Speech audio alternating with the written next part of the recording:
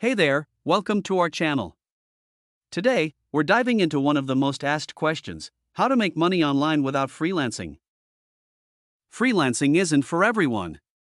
It requires time, effort, and constant hustle. But fear not, because we've got some fantastic methods that'll have the cash flowing without the freelance grind. So, let's jump right in. Point 1. Create an e-commerce store. Ever dreamt of owning your own store but don't want the hassle of managing inventory? Well, with e-commerce platforms like Shopify or WooCommerce, you can start selling products online without ever touching a single item. Just choose your niche, set up your store, and let the internet do the rest. Point 2. Affiliate marketing. Affiliate marketing is like earning commissions for recommending products you love. Sign up with affiliate networks like Amazon Associates or ClickBank, choose products relevant to your audience, and promote them through your content. When someone makes a purchase through your unique link, cha-ching, you earn a commission.